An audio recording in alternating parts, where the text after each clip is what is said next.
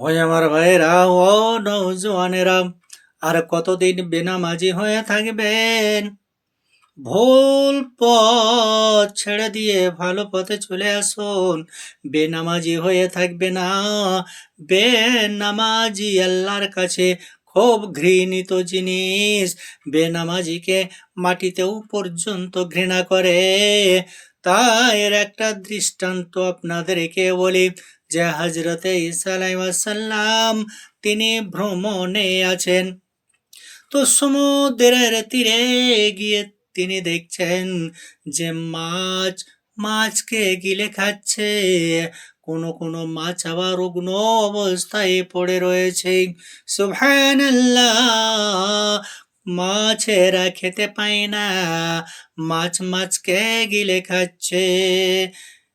এই দৃশ্য দেখেই হযরত ঈসা আলাইহিস সালাম আল্লাহর কাছে ফরিয়াদ করলেন, বলে, ওগো আল্লাহ, তোমার সৃষ্টি প্রাণী যে মাছে খেতে পায় না, মাছের আহার নাই, মাছকে গিলে খাচ্ছে। কোনো মাছে আবার শুকনা হয়ে পড়েছে, অসুখ হয়ে হয়ে গিয়েছে। কোনো কোনো মাছ আবার মরেও গিয়েছে, খেতে পাই না যার জন্য। বলে, আল্লাহ গো, কি ব্যাপার বুঝতে পারি না, যে তোমার রহমত থেকে তো কোনো জিনিস বঞ্চিত হয় না, কিন্তু আজ এই সমুদ্রের মাছেরা কেন খাবার পাই না? সুবহানাল্লাহ! ঈসা আলাইহিস সালাম যখন জানতে চাইলেন, আল্লাহ তাআলা বলতে আছেন, ওই আমার ইসারুল্লাহ, শোনো শোনো, এই মাছদের খাবার আমি বন্ধ করে দিয়েছি। এই মাছেরা অনাহারে রয়েছে, মাছকে গিলে খাচ্ছে। কোনো মাছই আবার রোগাগ্রস্ত হয়ে গিয়েছে, মাছেরা খাবার খেতে পায় না, আমি বন্ধ করে দিয়েছি।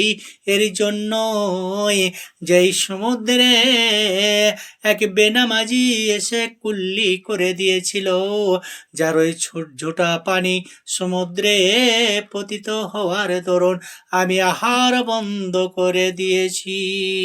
সুবহানাল্লাহ! এ প্যারা মুসলমান, তাহলে চিন্তা করে দেখুন যে বেনামাজির ঝুঁটে, কেমন জিনিস! বেনামাজি কত ঘৃণিত জিনিস। তাই আপনারা সৎ পথে ফিরে আসুন, ভালো ভালো হয়ে যান, নামাজ পড়ুন।